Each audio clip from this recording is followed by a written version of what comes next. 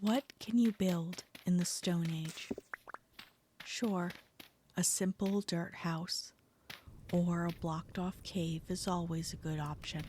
Unless, of course, you turned on block gravity.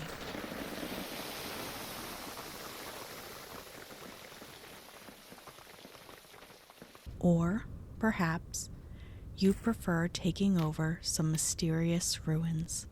No matter what your starter base looks like, it's a good idea to know what building materials are available while you work your way to the Copper Age. And that's where this video comes in.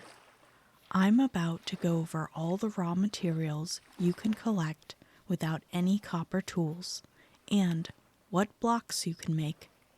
Let's begin. Flint isn't used for building at this stage, but it is used for making tools, or you can just use a hard rock.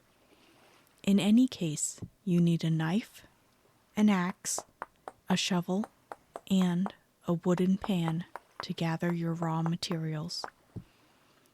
The axe and knife can be used to process those materials, but we'll get to that in a minute.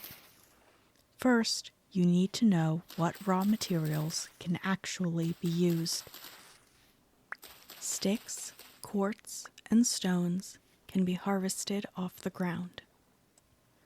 Soil, cattails, papyrus, vines, thatch, gravel, sand, and clay can all be harvested manually by punching the blocks, but are easier to harvest with tools. Grass and logs must be harvested with tools. You'll need a knife to collect the grass and an axe to collect the logs. If you could not find any quartz on the ground, you'll need a wooden pan to collect that as well. All of these items can then be processed into several variants of block, which you can use to start your home. Some of them will be familiar, especially if you watched my previous starter house video. But overall, this will be a more comprehensive look at your options for Stone Age building materials. Now that you know the raw materials you can work with, let's go over all the blocks you can make using those materials, starting with the dirt block. Instead of telling you exactly how to create each block type, I will be showing the recipe from the handbook and give a few extra bits of information. For example, no matter what the recipe says when you hover over it, always pull your mouse away and wait. See if any of the materials change. This way you know all your options for making that item. You can see here for the packed dirt recipe, if you wait a moment, the type of dirt block will change. Arid packed dirt is almost identical to regular packed dirt. The only difference is the middle two dirt blocks are replaced with sand. However, arid packed dirt cannot be used to make rammed earth. Rammed earth has several pattern variants, which can be cycled through by placing the blocks in a single square of the crafting grid. Adding dry grass to dirt can yield either cob or strewn straw, depending on the layout. And by adding some clay to the same mix, you can get dark mud brick or dark mud brick slabs. Go one step further by including a bit of sand, and your dark mud brick becomes light mud brick. Just keep in mind that mud brick is considered fragile, and breaking it comes with the risk of losing the block. Next is stone. Even without a pickaxe, loose stones are everywhere, so if you spend enough time collecting them, you will be able to make a few interesting blocks.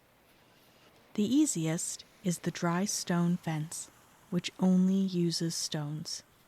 Add a bit of dirt to the stones, and you can make a stone path, and with different arrangements, the path can be either a block, slab, or stairs.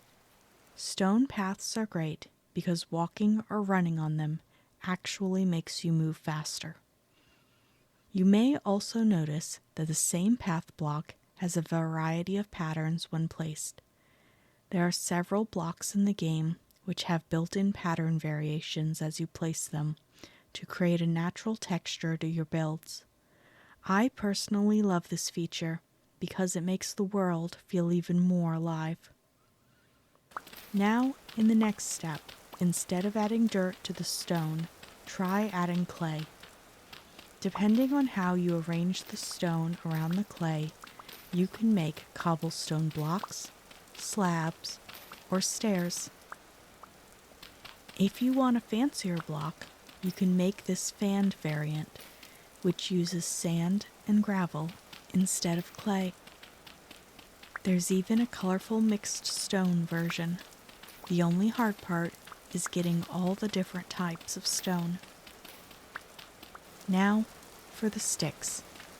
You can create a layer of sticks to use as a path block, or you can use your knife in the crafting grid to create a wattle gate and wattle fences. The wattle looks nice on its own, or you can combine it with daub. Daub is made with soil, dry grass, sand, and clay, and comes in a variety of colors depending on the type of sand you use. Not all sand can be used for daub, so be sure to check the handbook to know what to collect.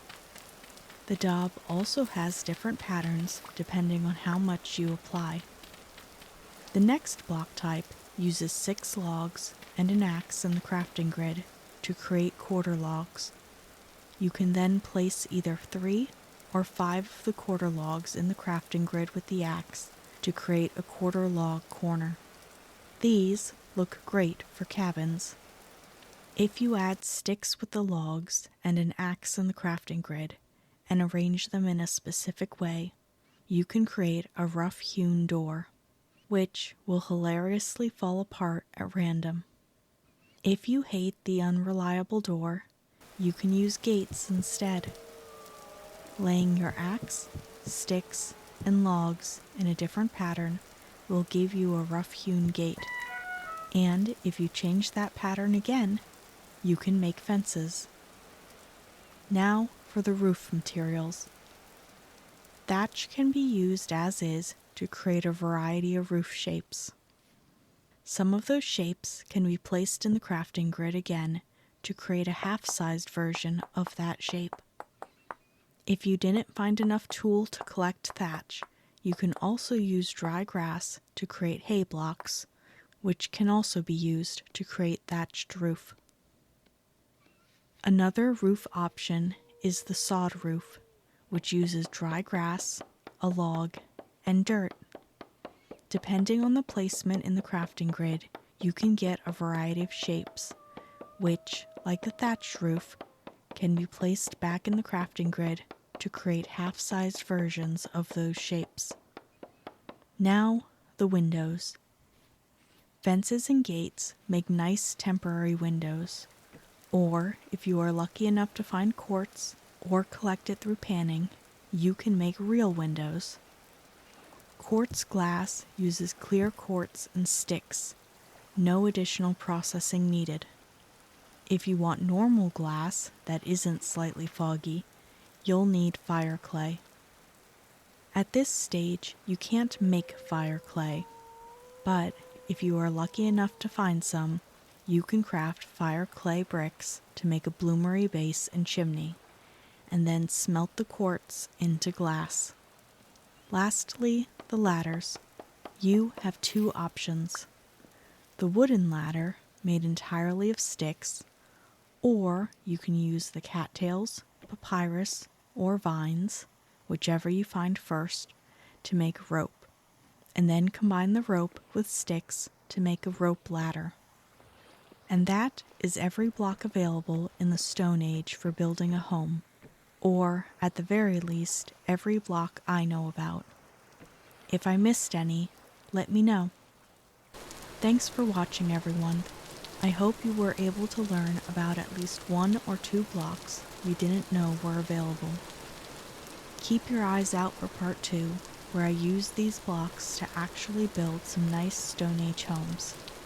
So, until next time, take care of yourself.